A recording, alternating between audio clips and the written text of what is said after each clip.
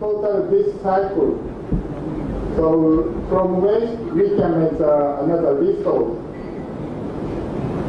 So if we change the structure, think about this cycle.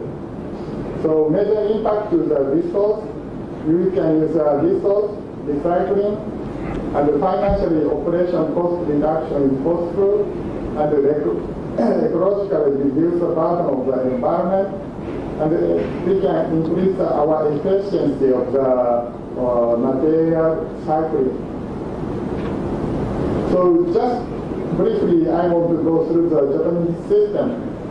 In Japan, end of the 19th century, we had a widespread cholera epidemic. So after that, we decided incineration is mandatory in Japan, but almost nothing happened because of the lack of money. They decided to introduce subsidy 1930. After that, incineration is increased. So 1970, we had a serious pollution problem, not from the waste energy, but from every industrial. We have flue gas and a severe problem. After that, our issue is changed. Now, we should go to 3R and energy recovery because of the global warming and proportion to 3R. So this issue is changed time to time in Japan. But in India, we have to do it, these things together, because now we have a not clean condition, sanitary condition. Also, we have to try to the environmental protection. And also, we need power generation as well. We'll 1 minute. Okay, I can still provide waste to energy. So dioxin. So 1977, Japanese government decided guideline for that particular from the waste energy plant. After 7-8 years, we deduct 97% of dioxin. So in Japan, no one said dioxin anymore. So dioxin is not an issue in Japan. So I can say, so now, we started in 1977, but now we have a state-of-the-art of energy from waste plant. So something about segregation. In Japan, we segregate combustible waste and incombustible waste and large-scale site waste and dissolve. Actually, in Japan, municipal corporation, urban local body have a responsibility of the collection, transportation, and processing, and final disposal. So they do everything by themselves.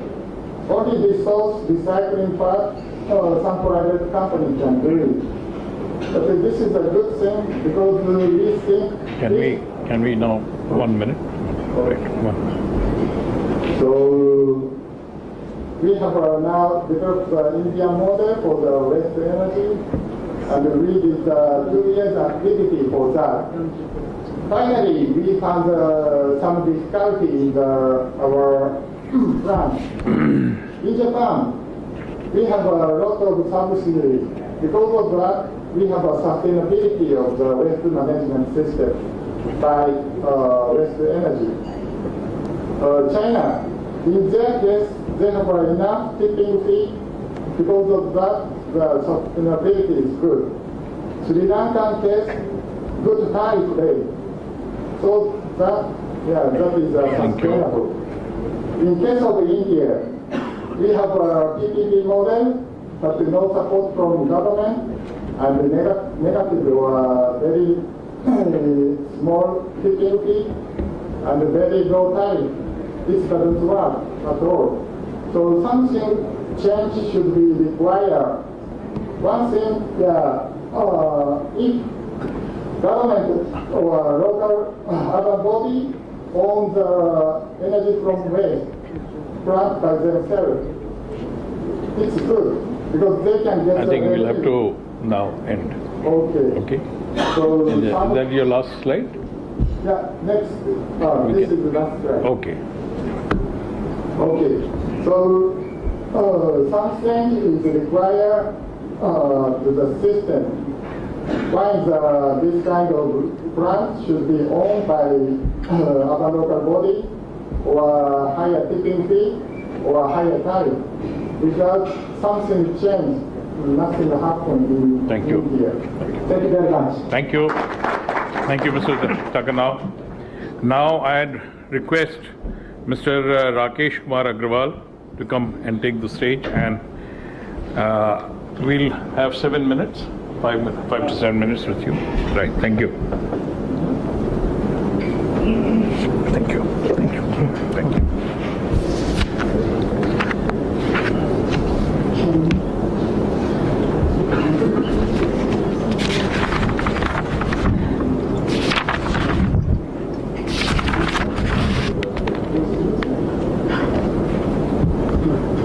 In the meantime, I'd like to introduce the other two speakers on the podium. Mr. Ravi Napte. He's a Bachelor of Architect from Nagpur University, Masters of Design from IIT Bombay, and established professional practice Mumbai 1987. And he's established industrial design and manufacturing firm since 1998. Are you ready? And then the last speaker that we have on the podium is Mr. Hemant C. Lodha. He's a chartered accountant, having experience of working in industrial environment since 1980. He has traveled extensively around the globe and worked in India, Indonesia, and Sri Lanka.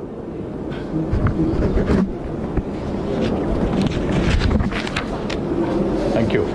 Good afternoon, everybody.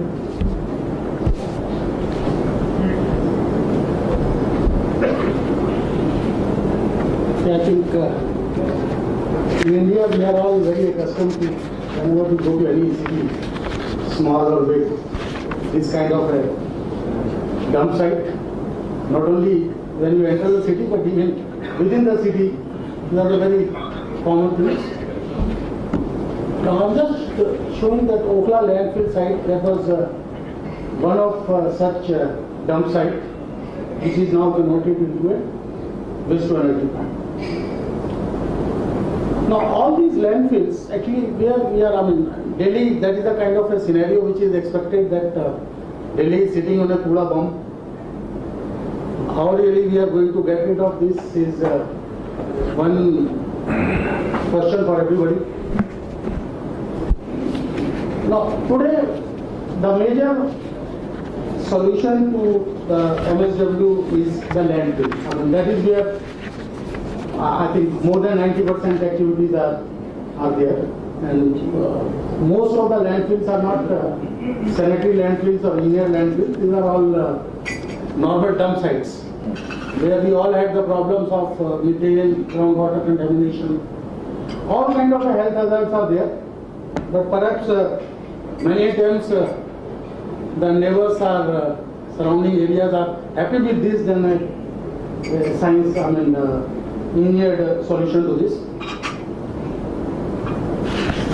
Now, to have a sustainable management of the waste, now this waste has to be diverted. There has to be a zero landfill concept. Until unless we go towards that concept, we are perhaps not going to achieve what we should do. Waste segregation, recyclables, these are some of the things which we all talk. Good to talk, but how much practical and to where we reach is one of the very important aspects in this.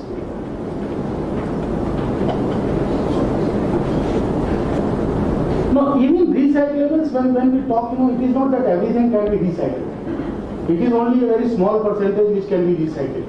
What about the rest? Again, for the recyclables, there is a lot of technology which is involved, because we are all getting a mixed garbage. We should understand That whenever that day will come where we will have a organic separate, inorganic separate, and separately transported, etc., etc. But till then, whatever mixed garbage where a lot of construction debris are there, that is causing a lot of problems when we talk of a segregation of this mixed garbage. It is not easy to recover the recyclables or those kind of things out of this garbage. You know, mixed Indian garbage is a very typical characteristic which we all have to understand before talking to any solution. Almost like 40 to 50% moisture is there in that. 20 to 25% construction debris are there. Now what is left? Now we are using that 1 ton of garbage, and what we are going to get out of it, and what is going to be the cost of it, and who is going to pay for it. So it is not that everything can be recycled. There has to be a other solution to this.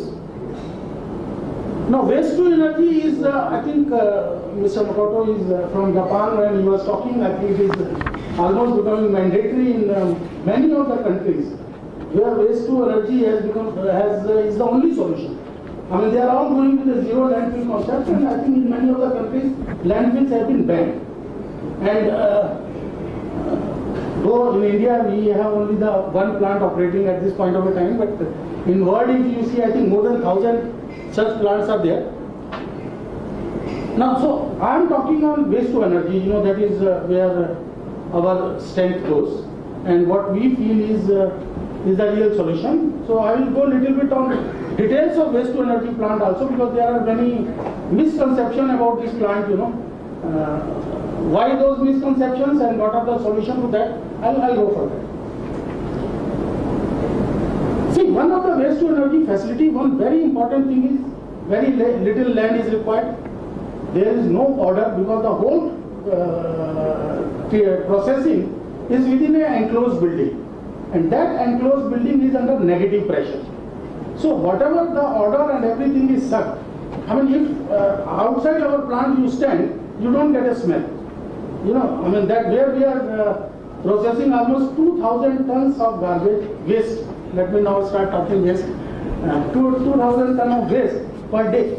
You don't get an order over there, because that whole order is sucked and burned in the incinerator. Now there is no water contamination, no leachate formation, and with this incineration, you know, we are producing ash. Even whatever other processing, wherever we are doing, you know, there again you need sanitary landfill. Now it is the ash which can have different uses. That is point number one. Second, then you have to have even if you have to dump it, you know, it can be dumped for any landfillings, etc., because it is not toxic anymore, because it has been incinerated at almost like 1,000 degrees centigrade. So, it is like a common ash diet, you know, that's how its disposal becomes much easier. Right. So it is almost like we are going towards a zero discharge concept. Of course, it is a base load plant, it generates energy, renewable power energy. We all have a RPO obligation in our country, so this leads to that as well.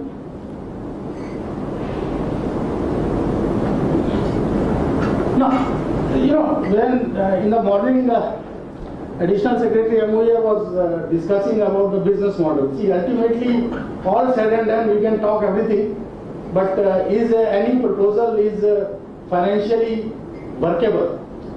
See, initially in the conventional technology, when MSW rules and everything had come up, you know, there was a very great stress on recyclables and RDF and compost. These were the two products which were defined in MSW rule. Now let me tell you the ground reality. Ground reality is, even though Mr. D.P. Agarwal told in the morning, you know, that there is a furnace, fertilizer control order, that every 7 bags actually you have to use 2 bags of organic compost, 4 bags of organic compost. Nobody is taking it, nobody. Because that farmer says, why should I pay for this? I'm not ready to pay. Now fertilizer companies can't keep at their doorstep, their godowns. So there is no buyer for that compost. For RDF, we are all saying RDF. Now, where this RDF is going to be used? Primarily, safely, it can only be used in cement planes. nowhere else. Because everywhere else it is going to be incinerator. The moment it is going to be incinerator or a boiler, that particular industry cannot have a flue gas cleaning system. So basically this RDF, legally if you ask me, nobody other than the cement kilns can be used. Now where are the cement kilns? Cement kilns are in the remote areas, their mines are there, their garbage is not there. So for this, the financial model, the business model is unpredictable, uncertain, and it is really not workable. That is the reason today in our country, if you see, with government grant, so many plants have been put up on this concept. How many are working? Crores and crores of grant has been given for this kind of a plants. But what is the ground reality? Now, in the morning, Additional Secretary was talking about biomethanation. That was, he said, biomethanation is one solution. We can all go to Lucknow, see a beautiful monument of biomethanation plant. I think 200 crores were spent. Not even a single day it had worked. That is the fact. Somebody has to understand that. Now, the kind of a garbage which is required for these kind of things, the consistency and the quality of garbage is very, very important. Because any plant can be designed for a particular kind of a flue, and we definitely cannot get that. On the other hand, if we see on the waste to energy, see, I'll come to the negative point of also. Let me first say the positive points. The end product is power, easily sellable. The tariff is determined by the regulatory commission. Your revenue model is sustainable and it's well known to you. On day one, you can do the financial closure of your plant, because the moment you have a tariff, the PPA, and you have a tariff. So there is no problem at all in setting up these plants. If you see the regulatory, legal, and the statutory framework, see, we have to see everything. It is not that one thing. You have to look into this. If you have to set up a plant, you have to have a financial closure. Somebody has to fund it. Now, with this kind of things, financial closure is very easy, because this is a sustainable revenue model, and on 30 years basis when we are talking, it is a regular basis. These all plants are 24/7. Many of the people had a fear, that these plants power should be considered like infirm power. Infirm power means that it is not regular power, or you cannot depend on that. Let me tell you, in our plant load factor on a few months is more than 100%. On more than 100% capacity, we run these plants. On our average, on a year, our load factor was more than 85%, which normally not even a good coal plant achieves. That is the kind of a reliability we get from these plants. Now, this plant in Timarpur, Okhla, what we have is a 25 years concession period, 16 megawatt. We are processing daily about 2,000 tons of garbage. This plant was commissioned just in 18 months. From the day the groundbreaking ceremony, 18 months this plant was commissioned. See, the total garbage so far we have processed,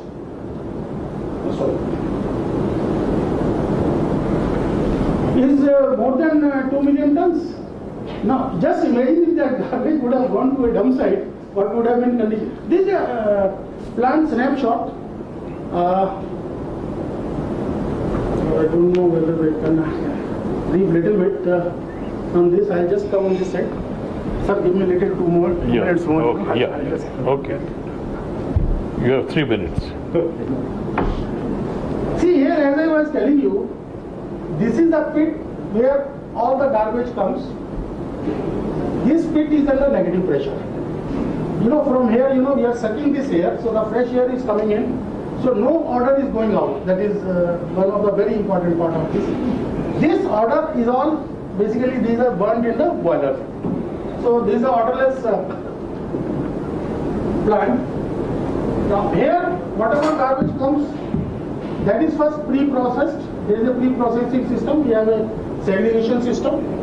From there, then there is a conventional type of a boiler with the special technology that it is a reciprocating grate, meant for a low calorific value fuel, because here the calorific value is nearly 1000.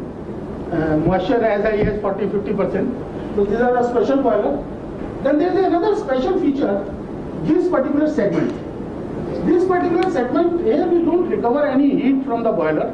This is more than 2 seconds, the flue gases remains in this zone at a particular temperature which is more than 850 degrees centigrade. I'll tell you what is the reason for that. After there is a standard any boiler system, then we have an activated carbon and lime slurry system.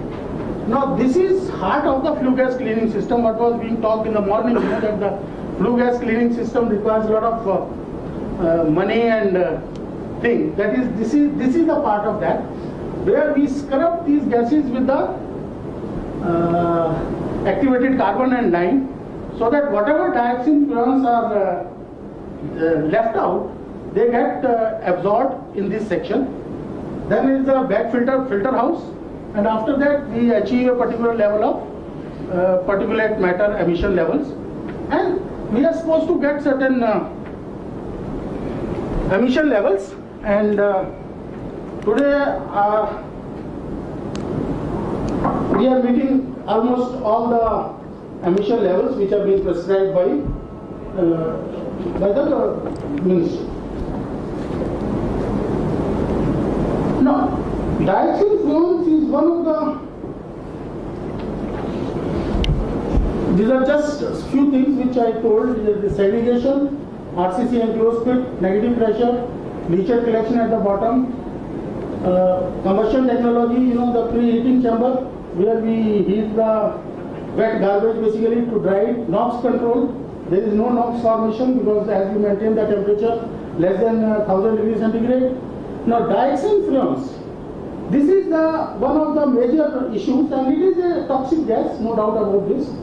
And worldwide there has been a lot of work has been done on this. Here, you know, we maintain at 850 degrees centigrade for more than 2 seconds. The research says that if you maintain this at more than 2 seconds, whatever dioxin fumes have been generated, they get destroyed within this time. So these boilers are specially designed so that the dioxin fumes are destroyed within the boiler itself. Now, whatever dioxin fumes, even let us say, is left out, there we quench these gases, flue gases, to a low temperature, so that the reformation of dioxin fume doesn't take place. And after that, we have this activated carbon and limestone scrubber. Now, with these scrubbers, whatever dioxin fumes is left, after that, it is supposed to absorb that. This is the only technology worldwide available which has been employed in this plant. And we are very sure that now, recently, because our PIL is there by Sukhdev Yar, that way I'll say that it is a syndrome of not in my backward yard. As long as it was a dump site in that place, everybody was happy. Now there is a scientific plant. We have 1 minute now. 1 minute. Okay. So because of that PIL, now NGT is has asked for testing by CPCB, all the statutory bodies. I mean all the three, CPCB, MOEF and DPCC, all have done the tests, and we are very sure that all our these things will be, parameters are going to be within limits.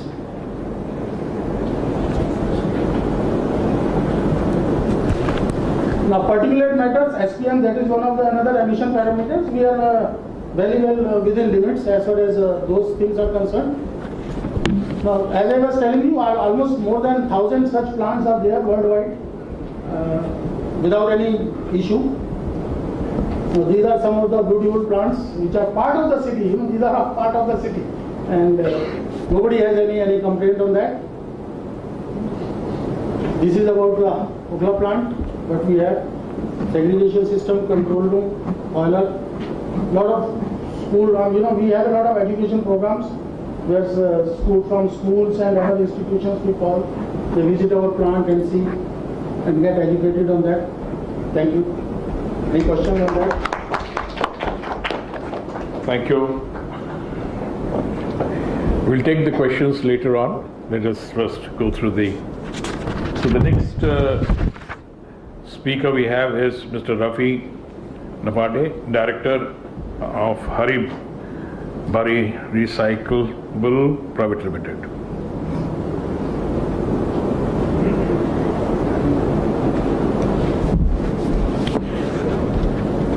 Good afternoon, everyone.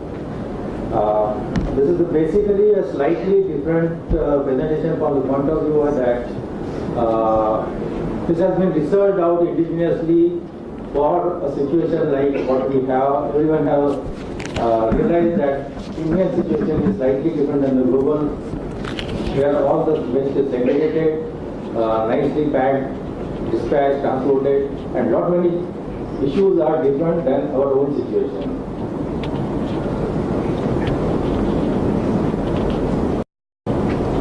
So this initially started way back in 1998 when I started institute of my own. It was realized that a place like Nagpur, for 150 years the rise in the temperature was 0.5 degrees. From 1980 to 2010 it was 1 degree. Climate change in the climate. What has changed in Nagpur in the last 30 years?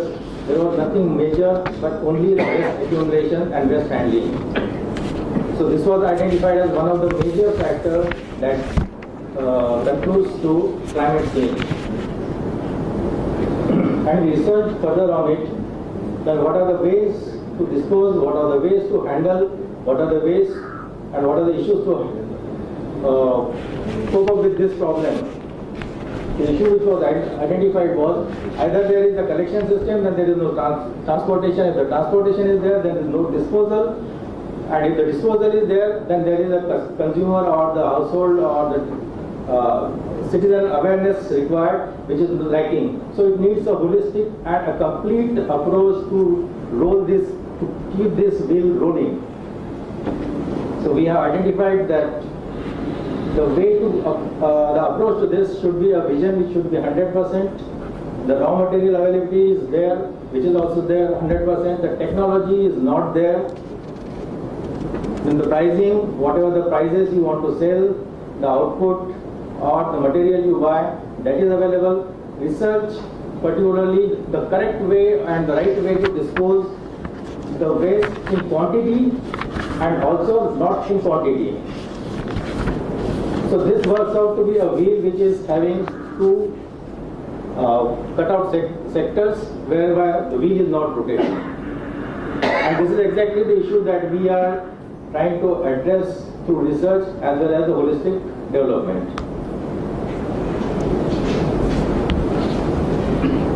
So our main focus of the Hari Bari is to create a vision ensuring purification of the element and regenesis of the Mother Earth. As a first step to fulfill this, we offer a non-incineration and non-biocomposting based proprietary solution for waste disposal. Now, why non-incineration? Because incineration is possible where there is a lot of technical input and a manpower ready to handle the incinerator plants, which is possible mostly in the metros. But small cities, C-grade cities, tier 3 cities and beyond that, where the generation is less than 100 tons, this technology or technical services are not available. Then biocomposting is the most suitable approach system, but the composting is not possible for 3 to 4 months. What happens to the waste then? So you have to have a system which will work when this, particularly monsoon seasons, when composting is not possible. So we have worked out on a gasifier, which is a low temperature pyrolysis, which is not a plasma pyrolysis, and which works best for even the small quantity of the waste generated, which suits to this 3-tier cities or even to the smallest quantity of a biomedical waste of 50 kg onwards. Hari Bari as a company is having all setups ready for logistics for collection of the waste. Then awareness generation, which is through a NGO foundation called Regenesis Foundation, which is going home to home for consumer awareness or the citizen awareness. Then a research and design center. Then a solution for bulk generators like colonies or industries where quantity of waste not ready for incineration or not ready for a power generation is available. Then a design and engineering facility to manufacture the plant, and also the IT infrastructure for handling the waste disposal, waste collection particularly. And our major focus currently is on the size of the plants which are not possible for power generation, which is normally below 500 tons per day capacity. So this is a SWOT analysis is used that what could be the possibility of this technology for smaller applications as well as for the larger applications. We definitely have not tried out the larger applications, but for smaller applications this could be very well proper technology for our kind of waste which we generate. This is the core team of the company. The major driving factors are, again, as everybody has described, the landfill, then the transportation, the cost of the diesel, then the impact on the climate, and the lack of the sources or the separation, due to which there are certain problems with all kind of waste handling. And particularly these are the problems which are identified with the quantity generation, where the quantity is high, like 2000 tons. It is practically impossible to segregate the waste. And again, these are the impacts on the areas, like what we save if we do not do the landfill, what we save in terms of the fuel, what we generate in terms of the energy from the same waste. The process is somewhat similar to what has been explained as the power generation, but it is only different in the sense that temperature, the higher temperature is not achieved to that level, and higher quantity of the waste is not required for running the plant. Even the smaller size plant are viable. The emission standards already we have tried and tested with MPCB, CPCB, which works out to their standards, and hence we have already promoted these plants to hospitals, to corporations, and even to industrial setups for small waste disposals. The system works out roughly in this fashion. That a small plant within this 200 square feet also is possible for disposal of the waste.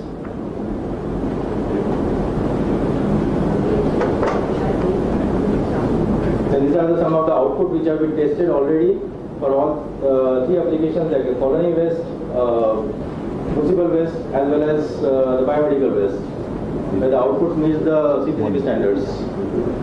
You finished? This is the comparative statement of incinerator and how this will work out.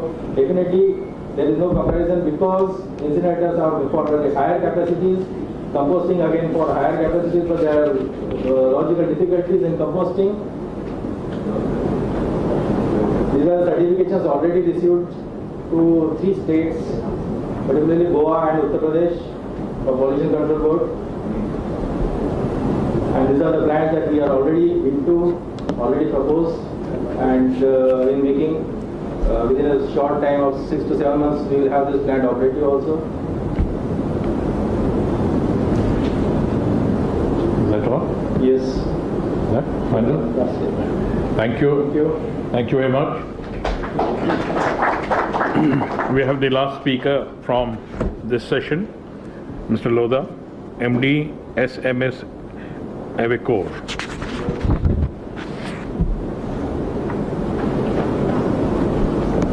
Good afternoon, friends. Thank you, Mr. Goenka, for inviting.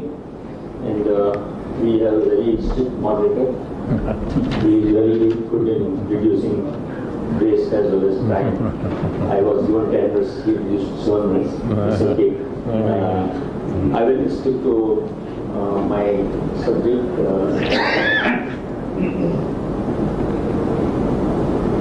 So far you have listened about the municipal waste. I'm focusing on hazardous waste. We got it in 2004. We got a tender from, we succeeded in bidding tender from Maharashtra government to set up 2 facilities, one in Nagpur and one in Pune, for taking common hazardous waste facility.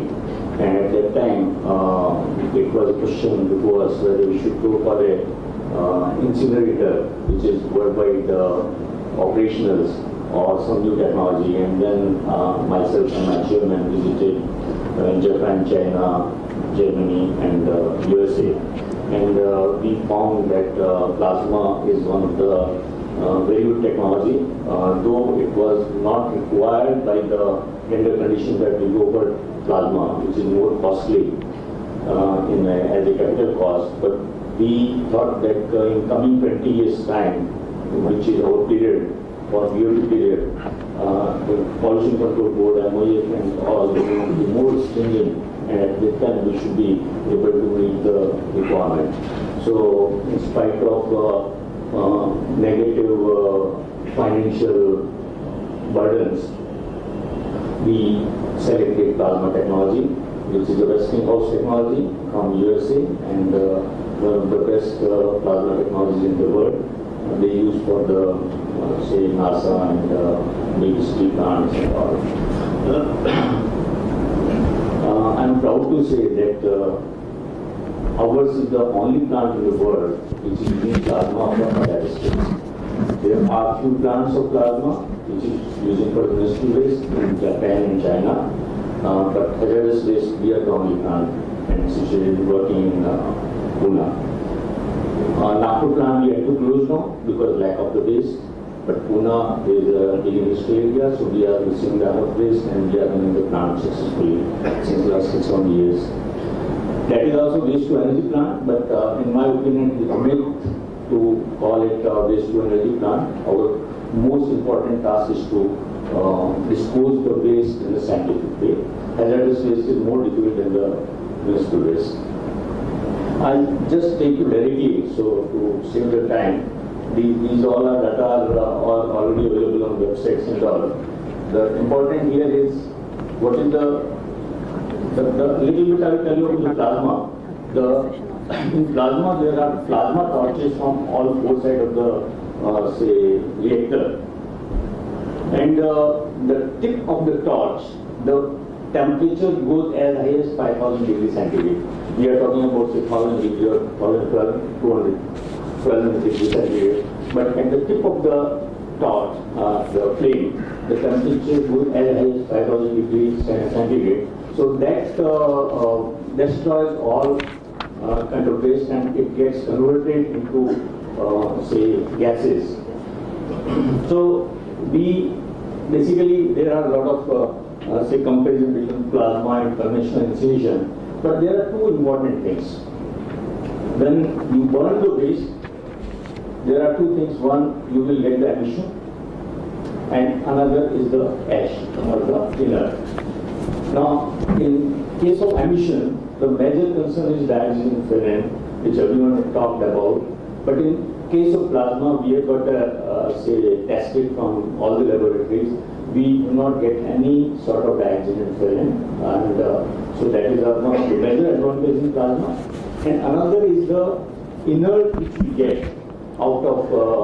We do not get ash actually, because it is such a high temperature. We get only inert, and the inert we are tested and it is totally non-hazard, and we use it for the making the roads and all. So these are the two major advantages as far as the environment is concerned. The rest I can take you to the slides. There are a lot of other advantages about the installation and this. Sir, I have taken only say 4 minutes on that, but I have a 6 minutes film if you want to see on the plasma. Yeah. That can be useful to the audience. Yeah, please go ahead.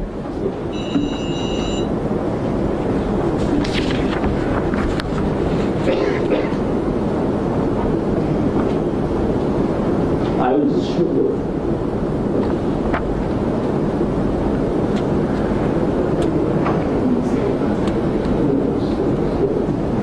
This is the plant actually, just to show you the feel of the plant.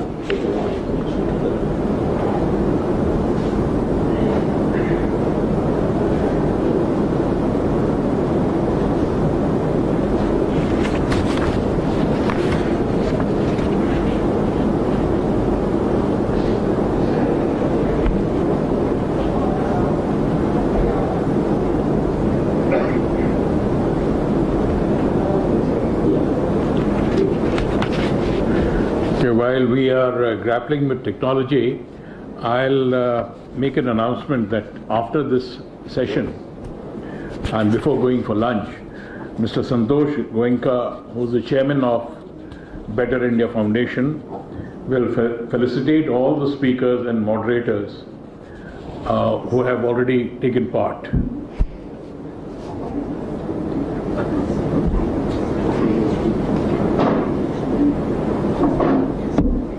Okay.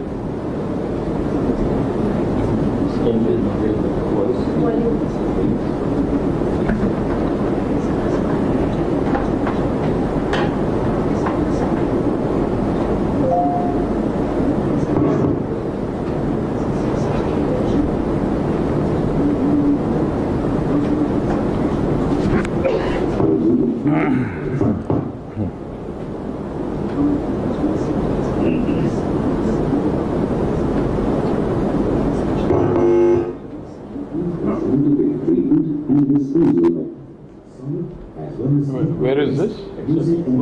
Pune. Yeah, Pune. I'll take you directly to the website film. In the process, we could produce clean energy while reducing greenhouse gas emission and acid rain. What if we could produce power out of hazardous waste? Ionized gas is one where the atoms of the gas have lost one or more electrons and have become electrically charged. Plasma is formed by passing an electrical charge through a gas. Plasma torches are capable of producing temperatures nearly as hot as the sun's surface. This is the only technology proven to generate green power from waste treatment, with least amount of emission of toxic air pollutants and the formation of slag, which is non-hazardous. SMSIL has hands-on experience of 2 operating plants based on plasma gasification technology at Nagpur and Pune in India, each of 3 tons per hour capacity. The plasma island is sourced from Westinghouse Plasma Corporation USA, who are the pioneers for plasma technology, presently owned by Alter Energy Canada. The US EPA has endorsed gasification as a clean energy solution. SMSIL has ventured into a strategic alliance with Alter Energy for getting technological support for the plasma island, and in turn, SMSIL provides hands-on experience and operating data along with the equipment for the balance of the plant. Plasma gasification.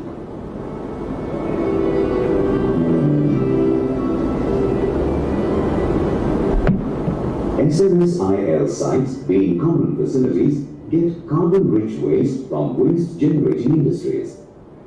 All such waste, though containing high calorific value, vary in forms because these wastes are generated from various processes. SMSIL has installed a specially designed waste feed system, which feeds the waste along with limestone in required proportions to the plasma gasifier.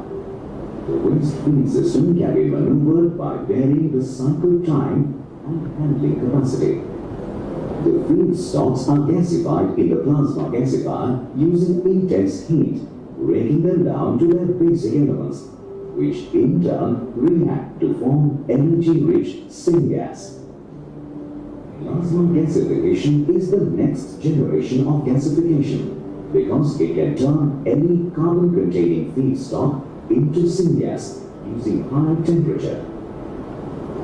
The syngas generated is taken to the post-combustion chamber for complete combustion at 1100 to 1200 degrees Celsius.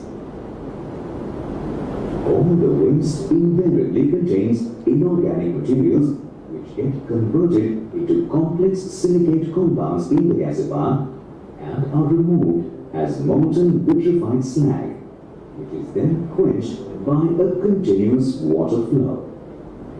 The flue gas from the post-combustion chamber when sent to the waste heat recovery boiler facilitates waste heat recovery, generating high-pressure steam which operates a power plant that has a steam-based turbine.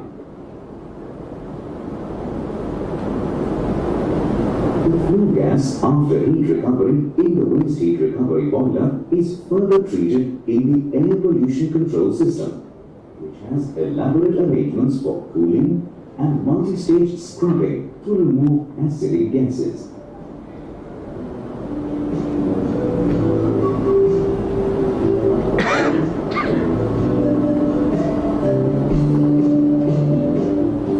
The air pollution control system also consists of wet ESP, where very fine particulate matter is trapped and removed on a continuous basis using a water spraying system.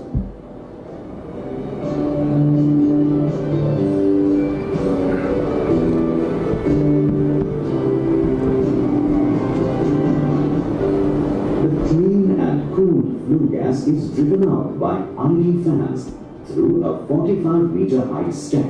The ID fans are capable of maintaining negative pressure throughout the system up to the plasma gasifier. Thus, plasma gasification creates clean energy, helping to improve the environment by giving out very low emissions containing negligible concentration of dioxin and furane.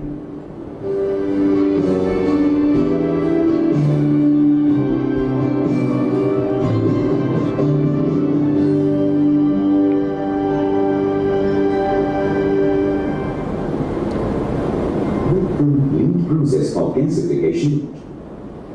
Okay, thank you friends. If any question. Thank you.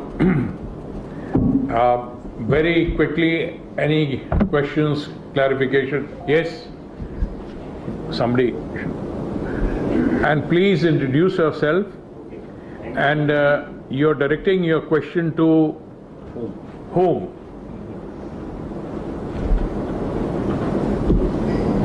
I am Engineer Sharad Gupta. First of all, I would like to compliment you for organizing this wonderful conference on International Water Day. And I have Mr. Goenka, I think he is the man who needs... it is all of you, not only him, it is all of you. And I have worked almost 27 years in the oil field industry, and incinerator was one of the very important part there. My question is right now about a fly ash. We have about 300 million metric tons of fly ash generated every year in Delhi, and for which again this kind of problems are there. Landfills are not available, and they are converted to bricks as well as used in the concrete. My question is little off from what is the topic, but on the same disposal of Mr. Jindal. waste. Mr. Jindal, would you like to answer that? So that is from the thermal power plants. We have this problem, and all the engineers, we are struggling for this problem, and we have found a solution in two things. One is make this bricks, which we are doing now, and second is use this in the concrete roads. So we are doing this, and my services are available for your project. I think that's you've given the solution along with the question. Thank you. Anybody else? Anybody else? So can we? Yes, please go ahead.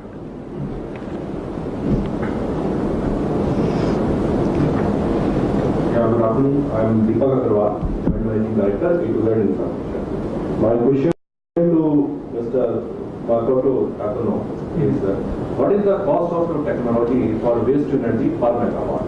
Because in India, the biggest problem is the preferential tariff which we are getting from the government. So I just wanted to know what is the cost of your technology per megawatt so that we can decide economics. That's very important. Okay. Our price level is almost 11 crore per megawatt. How much? 11. Including the civil work? No. Civil work, we have a waste pit. Yeah, that is our civil work. And also we have a foundation,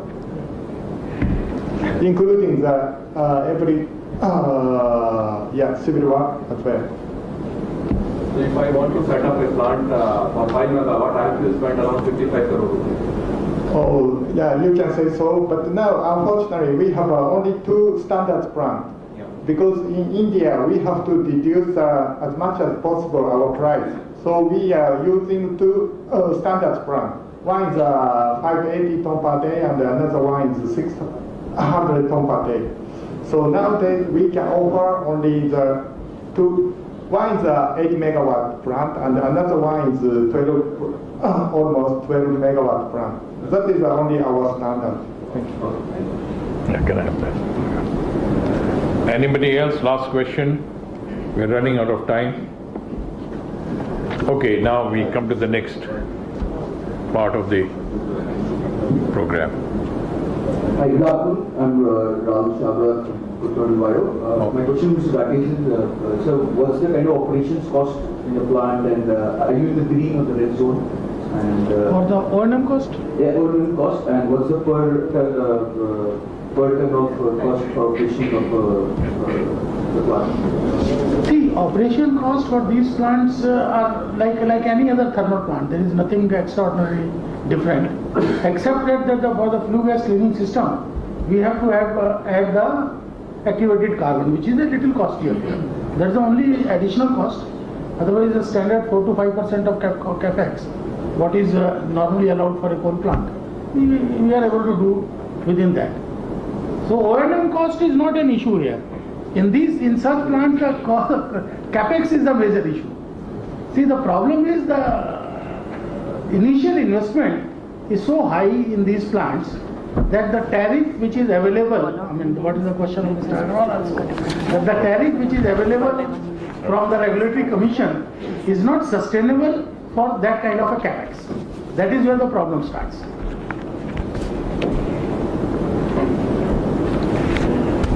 Okay, now we go on to the next part of the session. This is the last.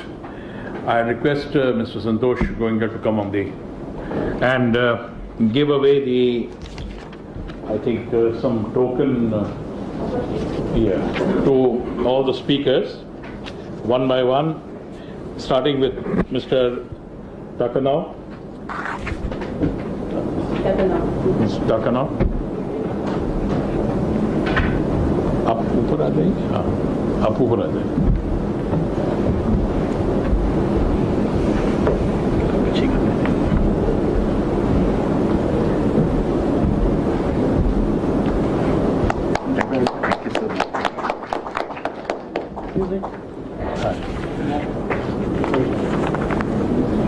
Mr. Rakesh Kumar Agrawal.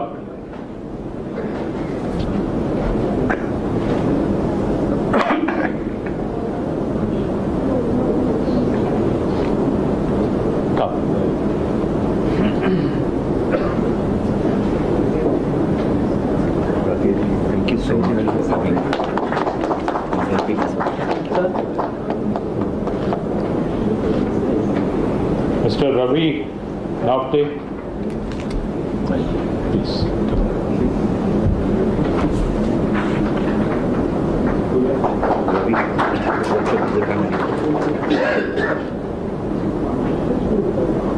And Mr. Hemant Lodha.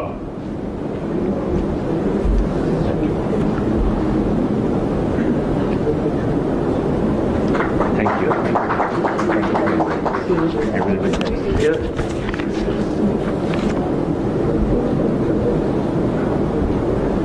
Do we break for lunch now? Yeah, just I think 1 or 2. Oh, for the Earlier ones, there's I think O.P. Mishra ji is waiting. Mishra ji ka hai? Mr. O.P. Mishra from the early morning session, Director NDMC. Thank you. Thank you so much. Thank you. Can we call out the others? Mr. Sandeep.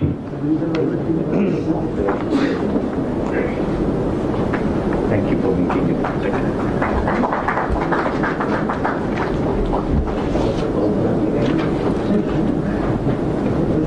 Mr. Amit Mittal, I think he's left, so you can pick up. Yes, he can accept it.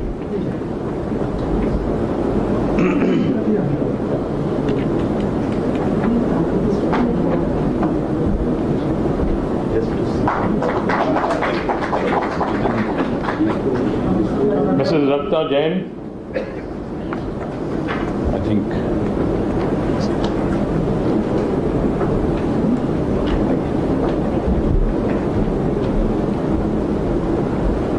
Thank you for coming. And Dr. N.P. Mazumdar. Oh, he's left. Is there anybody else from the... ILFS, is there anybody? Is there anybody from ILFS? ILFS? Anybody from ILFS? You're there? Yes, somebody is there. Please. Kindly hand it over to him. Right.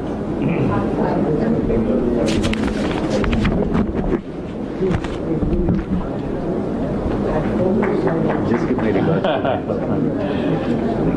Okay, gentlemen, now we disperse for lunch, and 45 minutes we are back in for the third session. Thank you.